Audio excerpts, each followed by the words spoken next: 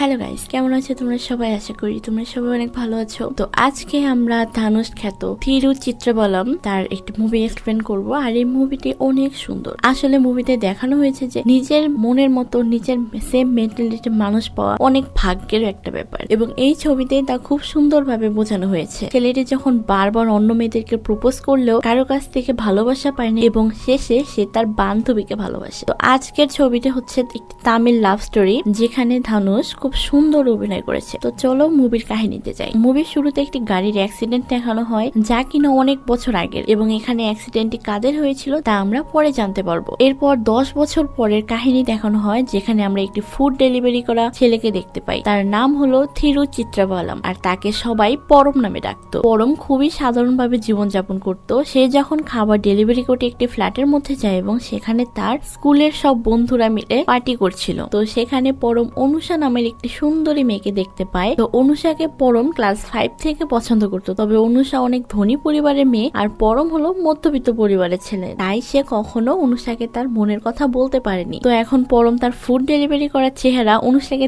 দেখাতে চাচ্ছে না, আর তার এই ফুড ডেলিভারি কথা তার বন্ধুরা কিন্তু জানতো। তাই সে মনে করছে হয়তো তারা হয়তো অনুষাকে তার ব্যাপারে বলে দিয়েছে, এই কারণে পরম তার সামনে যেতে লজ্জা পাচ্ছে। তো এরপর আমরা দেখতে পাই পরমের পরিবারের 3 জন সদস্য রয়েছে। একজন হলো পরমের বাবা নীলকান্ত, আর তার দাদা থিরুচিত্রবলম এবং পরম। তো এখানে পরম আর তার দাদার নাম একই। আসলে পরমের মা তার শ্বশুরের প্রতি শ্রদ্ধা ও ভালোবাসা রেখে এই নামটি তার রেখেছিল। পরমের মা একটি দুর্ঘটনায় মারা গিয়েছিল, আর বর্তমানে তাদের পরিবারে কোনো মেয়ে সদস্য নেই। পরম তার বাবার সাথে বিগত 10 বছর ধরে কথা বলে না, কারণ তার বাবার প্রতি তার অনেক অভিমান রয়েছে। আর বাবা আর ছেলের এই দূরত্বের ব্যাপারে কারণ আমরা একটু পরে জানতে পারবো। পরম ছিল তার দাদার সাথে অনেক ফ্রি, আর এতটাই ফ্রি ছিল যে তারা রাতের বেলা দুজনে একসাথে বসে নেশা করত। তো এখানে পরমের জীবনে একজন বিশেষ মানুষ আছে, তার নাম হলো সুভাবা, এবং তারা ছোটবেলা থেকেই দুজনের ভালো বন্ধু ছিল, আর নিজেদের জীবনের মধ্যে একটি গুরুত্বপূর্ণ অংশ। তারা একই সাথে বড় হয়েছে, আর এবং একই কলোনিতে থাকে। তো সুভাবা এখানে একটি কোম্পানিতে চাকরি করে। এরপর সুভাবা পরমকে বলে সে তার অফিস থেকে কানাডায় একটি চাকরির অফার পেয়েছে, তবে সে তার পরিবার ছাড়া সবাইকে ছেড়ে থাকতে পারবে না, এজন্য সে কি করবে বুঝতে পারছে না। তাই সে এই ব্যাপারে পরমের কাছে হেল্প চায়। তো পরম জানায় তোমার যা ভালো মনে হয় তাই করো। তো এরপর সুভাবা রেগে তার অফিসের কাজে চলে যায়। এর পরের দৃশ্যে দেখি অনুষা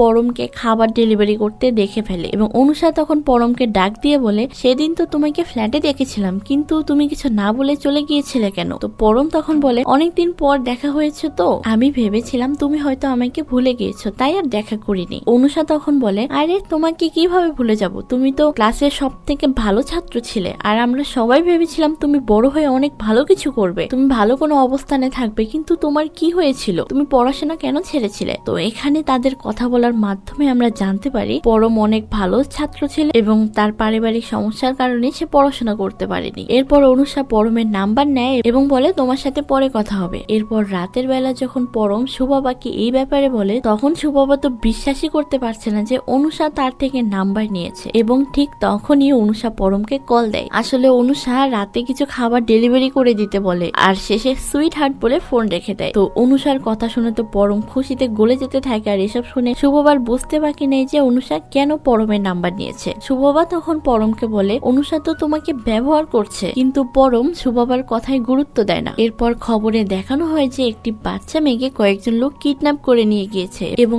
সেই রাতেই পরম একটি হোটেলে খাবার ডেলিভারি দিতে চায়, আর সেখানে সে একটি বাচ্চা মেয়েকে মুখ বাঁধা অবস্থায় দেখতে পায়। তো এরপর পরম সোজা থানায় যায় এবং পুলিশের কাছে জানায়। তো এখানে পরমের বাবাও ছিল একজন পুলিশ অফিসার। তিনি যখন ছেলের কাছ থেকে এই খবর পায়, তখন সে তার পুলিশ ফোর্স নিয়ে সে হোটেলে চলে যায়। এরপর পরম তখন দেখিয়ে দেয় বাচ্চাটি কোন রুমে আছে। তো তারপর পুলিশ কিডন্যাপারকে ধরে এবং সে বাচ্চাটিকে উদ্ধার করে। তখন একটি কিডন্যাপার পরমের বাবাকে মেরে ফেলার হুমকি দেয়। তো এরপর টিভিতে নীলকান্তের এই খবরটি দেখানো হয়, তাকে নিয়ে সবাই অনেক প্রশংসা করছিল। তখন পরম তার দাদাকে টিভিতে দেওয়া তার বাবার সাক্ষাৎকার দেখিয়ে বলে ওনাকে দেখে মনে হচ্ছে উনি আসল হিরো, তবে আমি যদি সঠিক সময় খবরটি না দিতাম তাহলে কি ধরতে পারতো? আর এই বিষয়টি নিয়ে তখন বাবা আর ছেলের মধ্যে কথা কাটাকাটি শুরু হয়। আর এক পর্যায়ে পরমের বাবা রেগে গিয়ে তাকে থাপ্পড় মারে। এরপর শুভবা নিচ থেকে তাদের বাসার চিৎকার শুনে এসে বলে, কি হয়েছে এখানে? তখন পরমের দাদা শুভবাকে বলে নীলকান্ত পরমকে থাপ্পড় মেরেছে, তাই পরম রাগ করে বাসার ছাদে চলে গিয়েছে। এরপর শুভবা রেগে গিয়ে পরমের বাবাকে বলে, আপনি রাগ করতে পারেন, ওকে আপনি যত খুশি বকা দিতে পারেন, কিন্তু ওর গায়ে হাত তুলবেন কেন? এটা তো ঠিক না, কেননা সে তো এখন অনেক বড় হয়েছে। এদিকে পরম যখন রেগে গিয়ে ছাদে শুয়েছিল আর অনুষার সাথে মেসেজে কথা বলতে বলতে পরমের মন ভালো হয়ে যায়, কারণ পরম অনুষাকে পছন্দ করে। কিন্তু পরের দিন সকালে শুভবা পরমের বাড়িতে এসে তার দাদাকে জিজ্ঞেস করে যে পরম কোথায়। তখন তার দাদা জানায় সে বারবার পোশাক বদলাচ্ছিল, হয়তো এত সাজগোজ করে কোনো মেয়ের সাথে দেখা করতে যাবে। তো তখন শুভবা বুঝতে পারে এত রাতে সে মেসেজ করার পরও পরম কেন তার মেসেজে রিপ্লাই দেয়নি। তো আমাদের পরমকে দেখা যায় সে অনেক স্মার্ট হয়ে অনুষার সাথে দেখা করতে এসেছে। অনুষা তখন তার কাছে আসে এবং তাকে জড়িয়ে ধরে। এতে তো পরম অনেক খুশি হয় এবং তারা কিছুক্ষণ সেখানে সময় কাটায়। এরপর চলে যাওয়ার সময় অনুষা পরমকে একটি কিস দেয়। আসলে অনুষা তো হচ্ছে অনেক ধনী পরিবারের মেয়ে, আর সে তো অনেক হাই সোসাইটিতে বড় হয়েছে, তার কাছে এই কিস হাগ বিষয়গুলো একেবারেই নর্মাল। কিন্তু অনুষার এমন ব্যবহারে পরম তো অন্য কিছু ভাবতে থাকে। তো এরপর রাতের বেলা পরম যখন শুভবাকে মেসেজ করে, কিন্তু শুভবা তো তার উপর রেগেছিল, তাই সে মেসেজে রিপ্লাই দেয় না, কারণ পরম তাকে না বলে অনুষার সাথে দেখা করতে গিয়েছিল। এরপর শুভবার ভাই পরমের মেসেজ দেখে এবং পরম বলছে, আমার স্কুটারটি নষ্ট হয়ে গিয়েছে, যার কারণে আমি ক্যাফেতে আটকে পড়েছি, আমাকে এসে নিয়ে যাও। তখন শুভবার ভাই তাকে বলে, বেচারা আটকে পড়ে আছে, তাকে গিয়ে নিয়ে আয়। তো এরপর শুভবা স্কুটি নিয়ে ক্যাফের সামনে গিয়ে পরমকে নিয়ে আসে এবং রাস্তা দিয়ে আসার সময় পরম শুভবাকে বলে, জানো আজকে অনুষা আমাকে জড়িয়ে ধরেছে, এমনকি কিসও করেছে। তখন শুভবা হঠাৎ করে স্কুটি থামিয়ে বলে, কি কিস করেছে? পরম তখন বলে, আরে ও তো আমার গালে কিস করেছে। তখন শুভবা বলে, ও এটা তো আজকালকার দিনের স্বাভাবিক ব্যাপার। এরপর তখন পরম কিছু না ভেবে এই খুশিতে স্কুটি থেকে নেমে নাচ করতে থাকে এবং এই ভিডিওটি কিন্তু অনেক বেশি ভাইরাল, তোমরা সবাই দেখেছো কিনা, কিন্তু দৃশ্যটি অসাধারণ। তো এরপর দেখা যায় যে পরম অনুষার সাথে আবার দেখা করতে এসেছে। তখন পরম অনুষাকে বলে, ক্লাস 5 থেকে তুমি আমার ক্রাশ ছেলে, তবে কোনোদিন তোমাকে বলার সুযোগ হয়নি, তবে কখনো তোমাকে বলা হয়নি আর আমার সাহসও হয়নি তোমাকে বলার, তবে এখন আমার প্রপোজ করার সাহস হয়েছে। আর তখন পরম অনুষাকে আই লাভ ইউ বলে। তবে অনুষা তাকে বলে, এইভাবে মজা করো না,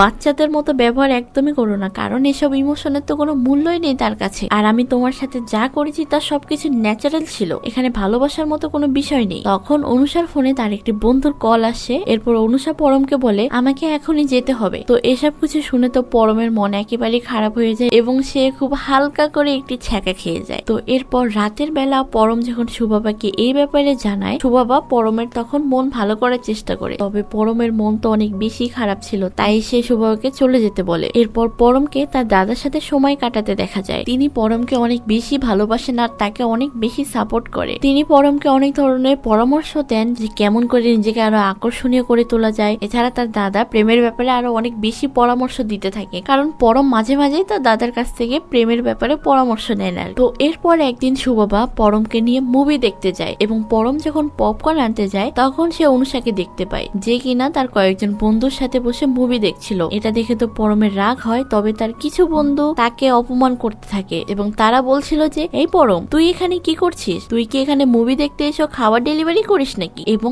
আরো অনেক কথা বলতে থাকে। তবে পরম তাদের সব কথাই মুখ বন্ধ করে সহ্য করে। তো এরপর হল থেকে বের হয়ে অনুষার বন্ধুরা পরমকে আবার অপমান করতে থাকে, আর এই সব অপমান পরম মুখ বুঝে সহ্য করলেও সুবাবা একদমই সহ্য করতে পারে না। তখন সুবাবা তাদের কাছে গিয়ে বলে, এই তোদের সমস্যা কি, এক থাপ্পড় মেরে সব কটা দাঁত ফেলে দিব। তখন অনুষার বন্ধুরা সুবাবাকেও অপমান করতে থাকে, কিন্তু তখনও কিচ্ছু বলে না এবং সে চুপ করে থাকে। তাই সুবাবার রাগ হয় এবং সেখান থেকে চলে যায়। পরম যখন তার পেছন পেছন যায় তখন সুবাবা বলে, এই তোর কি কোনো জ্ঞান নেই, ওরা আমাকে যা ইচ্ছা তাই বলছিল আর তুই ওদেরকে কিচ্ছু বললি না। তখন পরম বলে, দেখ ঝামেলা এড়িয়ে চলাই ভালো, আর তুমি তো আমার ব্যাপারে সবকিছুই জানো। আসলে পরম কোনো দুর্ঘটনার জন্য সে সবকিছু ঝামেলা এড়িয়ে চলে আর কি, আর কোনো কিছু বলতে সাহস পায় না। তো সুবাবাকে এত অপমান করার পরও সে কিছুই বলে না, তাই সুবাবা তখন রাগ করে বাড়ি ফিরে আসে। এরপর দেখা যায় যে পরম তার বাবার পুলিশের পোশাকটি আয়রন করছে এবং পরমের মনে তখন সুবাবার সাথে আচরণগুলো হয়েছিল সেসব কথা মনে করতে থাকে এবং সে তখন বুঝতে পারে তার সাথে সেই রকম ব্যবহার করা একদমই উচিত হয়নি, কিন্তু সে অন্যমনস্ক হয়ে যাওয়ার কারণে বুঝতে পারেনি যে সে তার বাবার পোশাকটি পুড়িয়ে ফেলেছে এবং সে কিন্তু তার বাবার সাথে কথা বলে না ঠিকই, তবে তার বাবার প্রতি কিছুটা হলো তো ভালোবাসা আছে। তো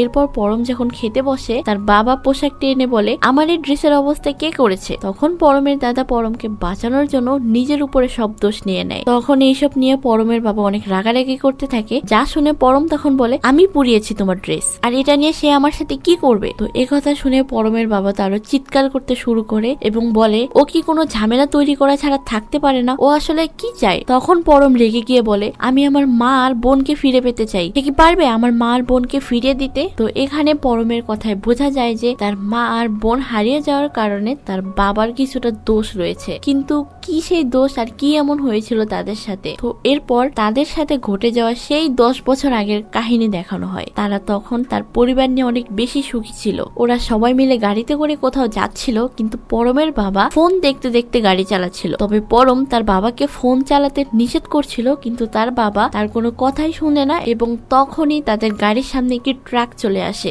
যার কারণে তাদের অ্যাক্সিডেন্ট হয়ে যায়। আর পরমের বাবার এই কাজের জন্য পরম তার মা এবং বোনকে হারিয়েছে এবং সেই দিনের পর থেকে পরম তার বাবার সাথে আর কথা বলে না, আর তাদের এই বাবা ছেলের ভালোবাসার সম্পর্কটি এখানে শেষ হয়ে যায়। এরপর দেখা যায় পরম যখন খাবার ডেলিভারি করছিল তখন শুভবা তাকে কল দেয় এবং দ্রুত হসপিটালে আসতে বলে। এরপর পরম হসপিটালে গিয়ে দেখে তার বাবা আইসিইউতে ভর্তি এবং ডাক্তার তখন পরমকে জানায় তার বাবা বড় ধরনের স্ট্রোক করেছে আর তার বাম পাশ পুরোপুরি প্যারালাইজড হয়ে গিয়েছে, হয়তো ফিজিওথেরাপির মাধ্যমে সারানো যাবে। তো এইসব কিছু শুনে পরম আবার ভেঙে পড়ে এবং অনেক চিন্তা করতে থাকে, কারণ তার বাবার সাথে সেদিনের ঝগড়া আর 10 বছর আগের অ্যাক্সিডেন্টের এত কিছু সে একবারে সহ্য করতে না পারে তিনি স্ট্রোক করেছে। এরপর পরমের বাবাকে হসপিটাল থেকে বাড়িতে আনা হলে তার সব সেবা যত্নই তার দাদা করছিল, আর এই বুড়ো বয়সে তিনি তার ছেলের যত্ন নিচ্ছেন, আর এই সব কিছুই পরম দূর থেকে দেখছিল। এখানে পরমের তার বাবার উপর অভিমান এখনো শেষ হয়নি। তো একদিন দেখা যায় যে পরমের বাবা বিছানা থেকে পড়ে গিয়েছে আর সাহায্যের জন্য